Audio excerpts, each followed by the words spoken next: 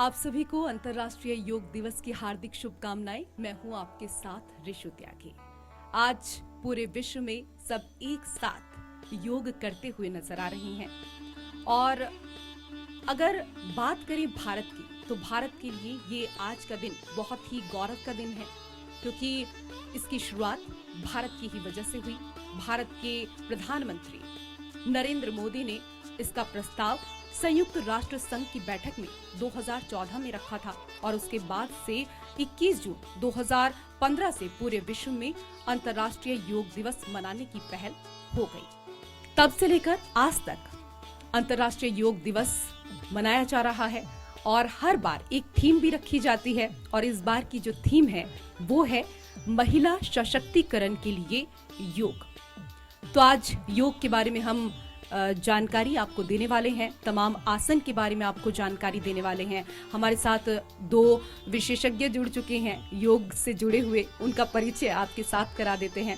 हमारे साथ योगाचार्य स्वाति जी हैं, बहुत बहुत स्वागत आपका।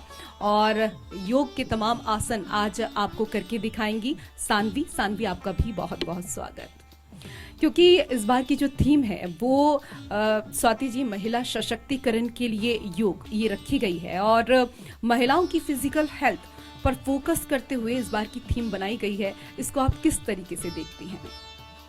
एक्चुअली बहुत ही अच्छी थीम है इस बार महिला सशक्तिकरण के लिए योग, और कितना ज़रूरी है क्योंकि महिला को सशक्त होना, ऑलरेडी सशक्त हैं और योग बहुत ज़्यादा हेल्प करता है, चाहे सूक्ष्म क्रिया हो, षटकर्म क्रिया हो, आसन हो, प्राणायाम हो।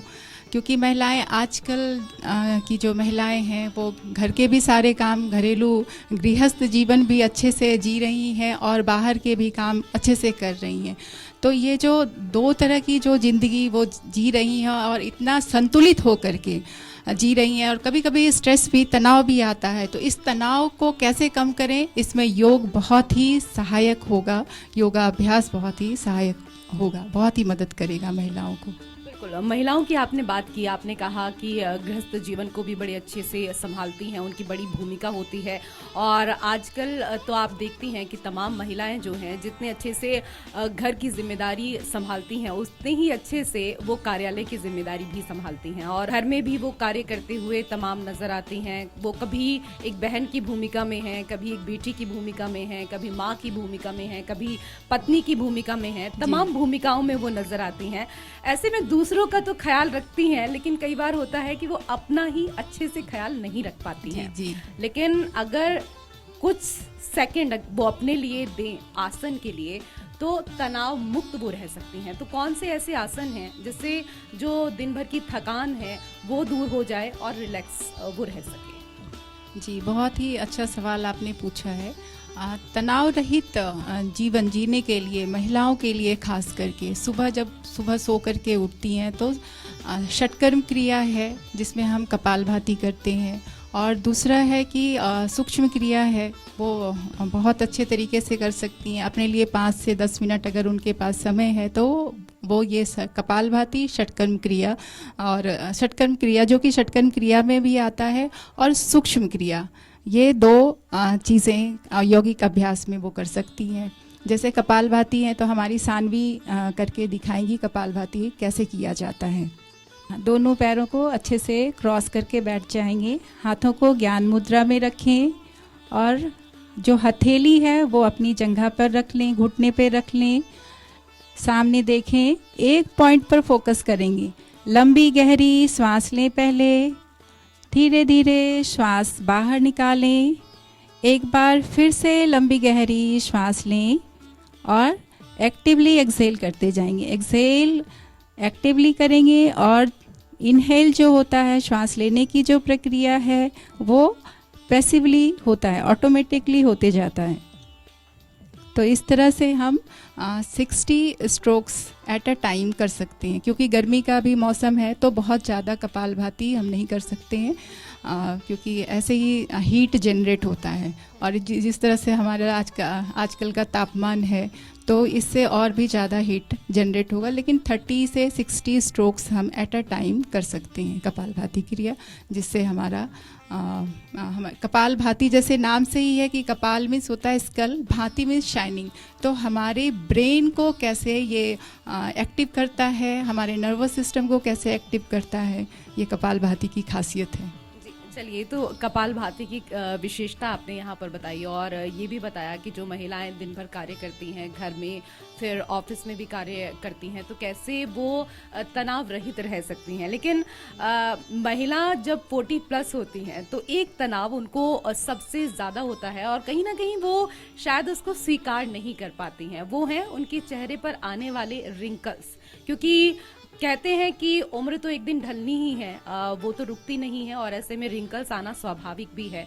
लेकिन अगर बच्चियां कम उम्र में जो योगा करती हैं, जैसे अभी सानवी ही योगा करनी है, तो कम उम्र से अगर बच्चियों को कोई ऐसे आसन सिखाए जाएं तो क्या ये रिंकल्स की समस्या, झुर्रियों की समस्या वो दूर हो सकती है?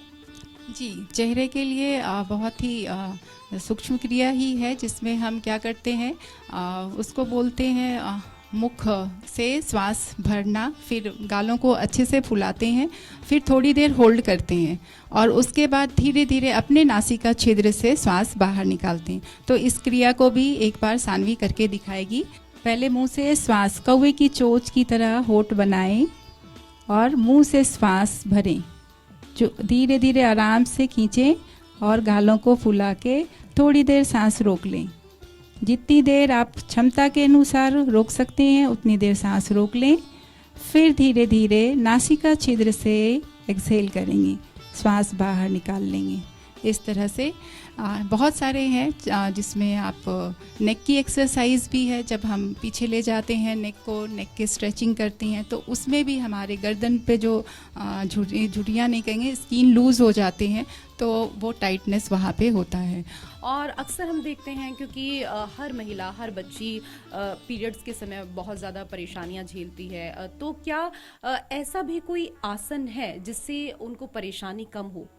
जी, क्योंकि पीसीओडी और पीरियड्स के समय जो आजकल लाइफ स्टाइल ऐसा है, खान पान हमारे ऐसे हैं कि ये आम बीमारी हो गई है। खास तो नहीं कहेंगे, अब आम, क्योंकि कम एज की भी लड़कियों को प्रॉब्लम हो रही है।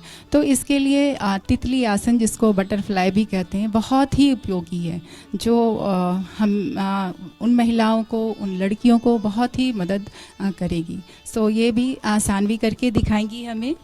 तितली आसन, बटरफ्लाई। आराम से सुखासन में पहले बैठेंगे। पहले कमर गर्दन सीधी, फेस सामने कर लें, चेहरे को सामने करें, दोनों पैरों को, एड़ी और पैर के अंगूठे को मिला लें। सांस भरते हुए ऊपर दोनों जंघा को ऊपर की तरफ खींचें, घुटनों को ऊपर की तरफ जितना हो सके उतना ऊपर ले जाएं और सांस छोड़ते हुए जितना नीचे हो सके अपनी क्षमता के अनुसार नीचे लेकर के आएंगी। फिर से ले जाएं सांस भरते हुए, फिर धीरे धीरे सांस छोड़ते हुए नीचे लाएंगी। तो इस तरह से हम तितली आसन कर सकते हैं, जो बहुत ही उपयोगी है। वैसे तो सारे ही आसन सब अच्छे ही होते हैं, लेकिन सबसे सरल आसन कौन सा है जिसको बड़े हों, बुजुर्ग हों, बच्चे हों, सब कर सकते हैं आसान तरीके से? जी, सरल आसन सारे आपके शारीरिक और मानसिक स्थिति पर निर्भर करता है। और जैसे हम ताड़ासन में प्रैक्टिस करते हैं ना, तो जो पैर के अंगूठे पर खड़े हो जाते हैं वो बैलेंसिंग के लिए है। लेकिन जो बिल्कुल सिंपल ताड़ासन जिसमें बोलते हैं कि समान रूप से हम खड़े होकर के दोनों हाथ साइड से कंधों के बराबर ले जाते हैं, फिर दोनों हाथ ऊपर नमस्ते मुद्रा में बना करके खड़े होते हैं। ये बैलेंसिंग भी है, इसमें शारीरिक संतुलन के साथ साथ मानसिक संतुलन होता है और सारे एज ग्रुप के लोग इसको कर सकते हैं। तो इसमें ताड़ासन सानवी करके अभी दिखाएंगी हमें। दोनों पैरों को एक दूसरे के समानांतर रखेंगे, दोनों हाथों को कंधे के बराबर ले जाएं, हथेलियां आसमान की तरफ। सांस भरते हुए दोनों हाथों को ऊपर मिलाएं, नमस्ते बनाएं, नमस्ते की मुद्रा में लाएंगे। नॉर्मल ब्रीदिंग, सांस धीरे धीरे छोड़ के सामान्य श्वास प्रश्वास करेंगे। जब स्थिति आपकी बिल्कुल संतुलित हो जाए तो धीरे धीरे पैरों की एड़ियों को ऊपर उठाएं और इस स्थिति में थोड़ी देर बने रहें।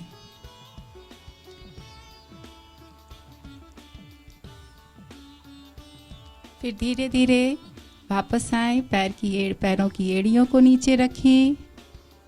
फिर दोनों हाथों को कंधे के बराबर लेके आएं, हथेली को नीचे की तरफ और धीरे धीरे सांस छोड़ते हुए हाथों को नीचे कर लें और सामान्य स्थिति में आ जाएं। चलिए, ये तो आपने बताया कि कौन सा आसन ऐसा है जिसको सब आसानी से कर सकते हैं, सबसे सरल आसन। लेकिन सबसे सरल कहते हैं कि अगर कुछ नहीं है तो वो है हमारा मन।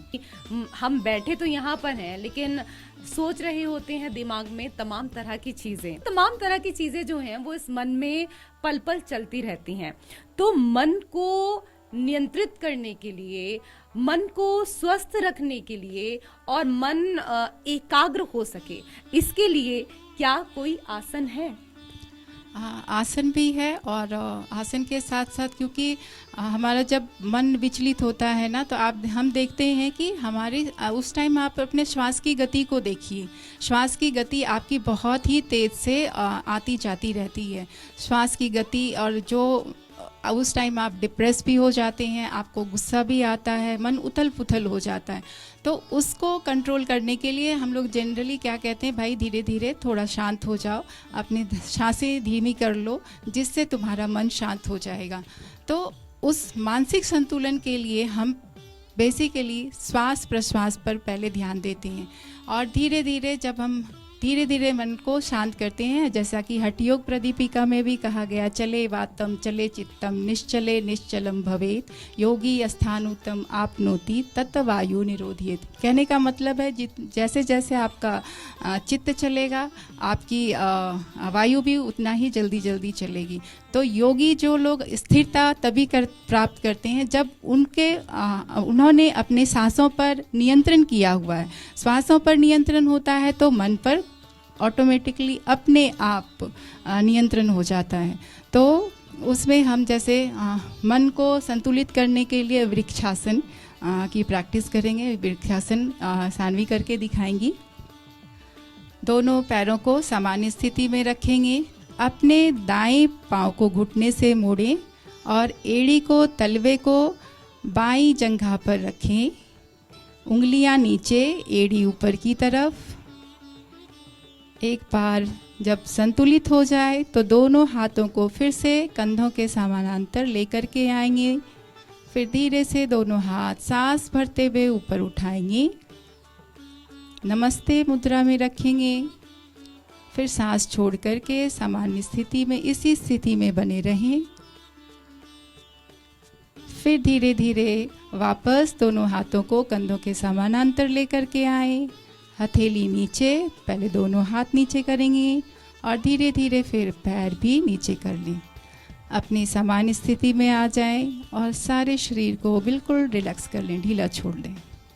कई और चीज़ें हैं जो हम आपसे यहाँ पर समझना चाहेंगे, क्योंकि हर दिन आसन करना अनिवार्य है। कहा भी जाता है कि करो योग और रहो निरोग।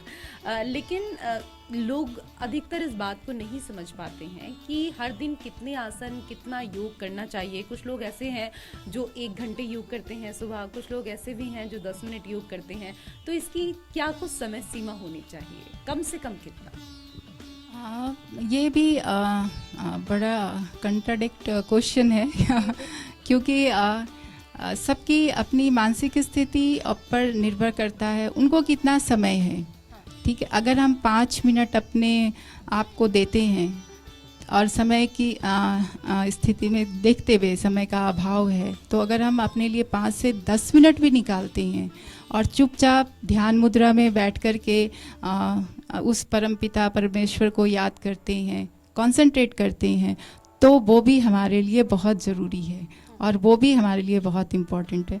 तो जिसके पास समय का अभाव है 5 से 10 मिनट भी कर सकते हैं, समय है तो हाँ आधे घंटे भी हम आराम से कर सकते हैं।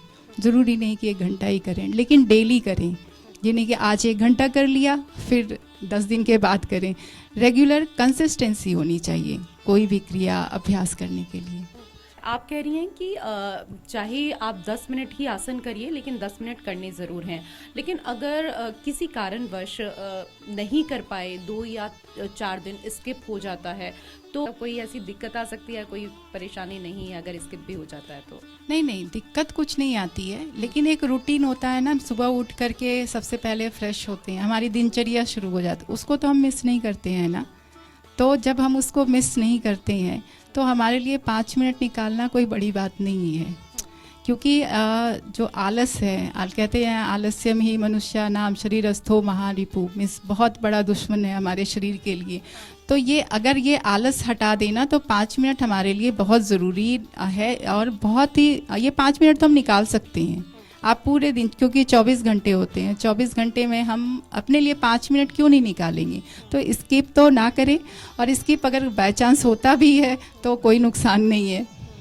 अच्छा ठीक है, नुकसान कुछ नहीं है बल्कि इसके फ़ायदे ही फ़ायदे हैं, और अनगिनत फ़ायदे हैं जिनको शायद थोड़ी देर में नहीं समझा जा सकता है। लेकिन कुछ भ्रांतियां ज़रूर हैं, और इसको लेकर लगातार मैं आपसे यहाँ पर चर्चा भी कर रही हूँ ताकि जो दर्शक हैं, जो लोग इस कार्यक्रम को देख रहे हैं, वो जागरूक हों। क्योंकि एक भ्रांति ये भी समाज में फैली हुई है, लोगों के भीतर ये भी है कि जो योग है वो सिर्फ सुबह उठकर ही किया जा सकता है। अगर रात में कोई आसन करेंगे तो वो हमारे शरीर के लिए नुकसानदायक साबित हो सकता है। क्या ऐसा है? नहीं, सुबह की क्रिया जब हम करते हैं उससे फ़ायदे ही होते हैं, क्योंकि हमारे जो ऑक्सीजन लेवल उस टाइम बहुत ज़्यादा होता है वातावरण में। अभी के सिचुएशन को देख करके नहीं कहती हूँ, जब मौसम सही रहता है तो, जिससे जो नेगेटिव आयन होता है हमारे नेगेटिव आयन जो होता है हमारे वातावरण में, अगर वो हमारे बॉडी पे, शरीर पे इफेक्ट बहुत अच्छे से, क्योंकि हमारे एनर्जी लेवल को वो इंक्रीज़ करता है, इसलिए कहा जाता है कि सुबह करना चाहिए। अगर सुबह हम क्योंकि बहुत सारे नाइट शिफ्ट वर्क जो लोग करते हैं, जो महिलाएं करती हैं, उनके लिए पॉसिबल नहीं हो पाता है, तो अगर वो रात को भी करती हैं कुछ ब्रीदिंग एक्सरसाइज, खास करके क्योंकि बहुत स्ट्रेस होता है, तो हम शवासन में भी लेट करके योगी शवासन करते हैं और उसमें योग निद्रा की प्रैक्टिस करते हैं, तो वो भी हमारे लिए बहुत ही लाभदायक है। तो शवासन में भी सानवी करके दिखाएंगी शवासन कैसे किया जाता है। बहुत ही सिंपल और साधारण आसन है, लेकिन बहुत इफ़ेक्टिव है। लेकिन मन को यहाँ पे नियंत्रित करना बहुत ही मुश्किल होता है शवासन में, बहुत आसान भी नहीं है। शव की तरह बिल्कुल लेटना है और अपने आप को अवेयर करके, अपने आप को एकाग्र करके लेटना है।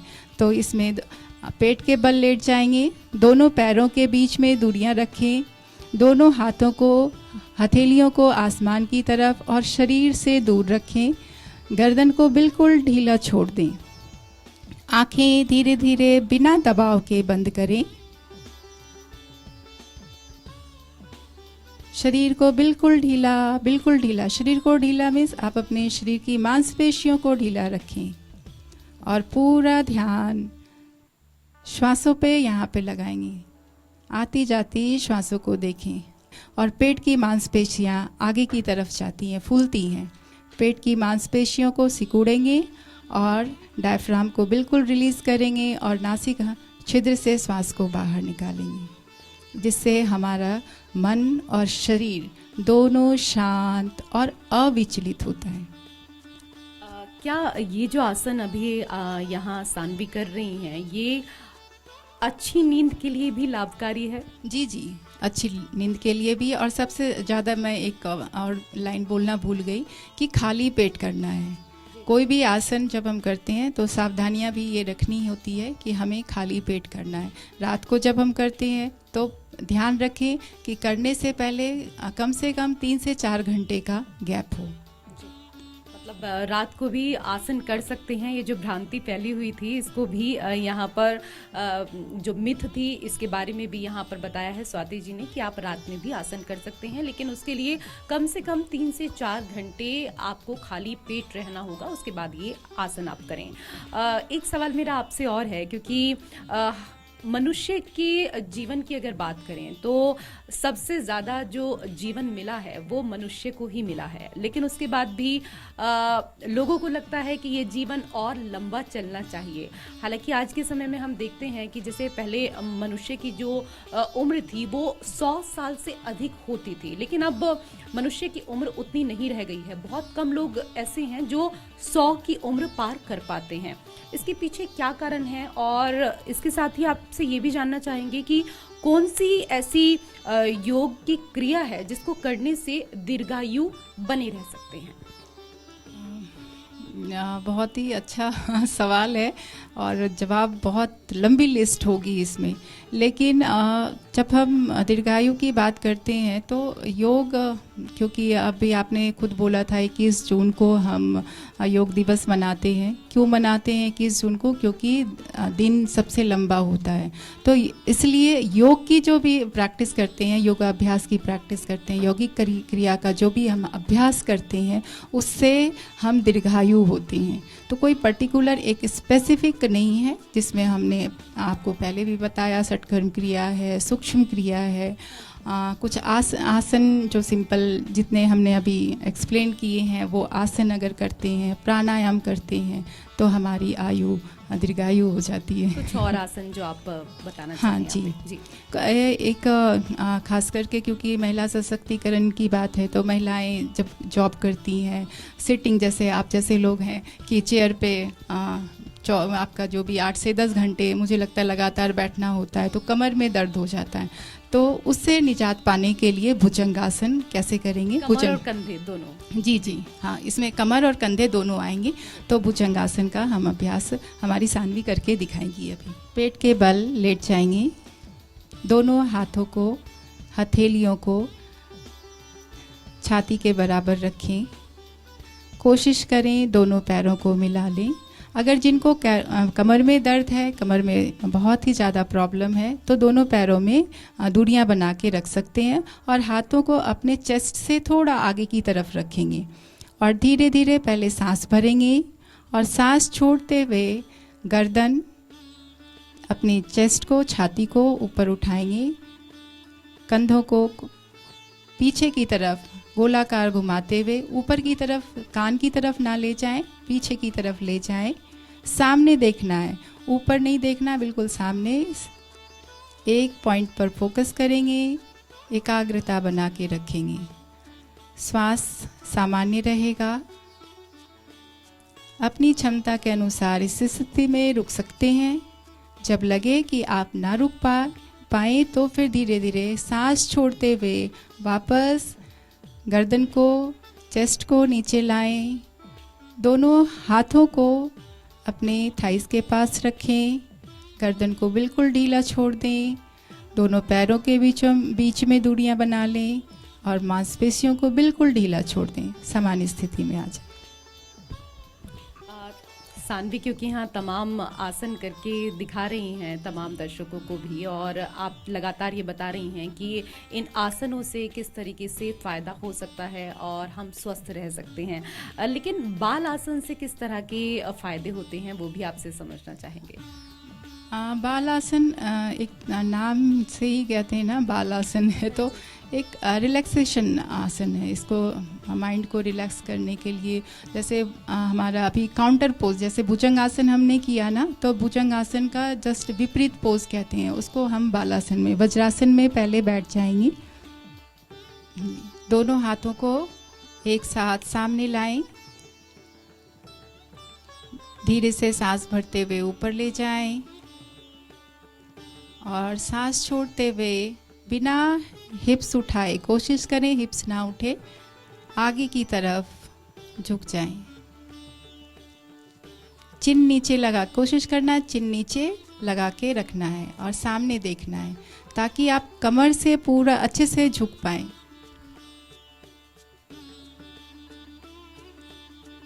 और फिर दोनों हाथों को पहले फोल्ड कर लें, चिन नीचे लगाने की कोशिश करें, चिन को नीचे लगाएं, फिर धीरे धीरे वापस आ जाएं। सामान्य स्थिति में बैठ जाएंगी। और इसीलिए देखिए कहा भी जाता है ना कि जो करता है हर दिन योग उसको नहीं छूता है कोई भी रोग। तो कौन कौन से आसन करने हैं ये अभी सानवी ने यहाँ पर आपको बताया। और स्वाति जी बहुत बहुत धन्यवाद, आपने बड़े अच्छे से योग के तमाम आसनों के बारे में, तमाम क्रियाओं के बारे में हमारे दर्शकों को जानकारी दी। बहुत बहुत धन्यवाद। धन्यवाद आपका। सानवी आपका भी बहुत बहुत धन्यवाद। और इसी के साथ हमारे इस विशेष कार्यक्रम में मेरे साथ फिलहाल इतना ही। नमस्कार।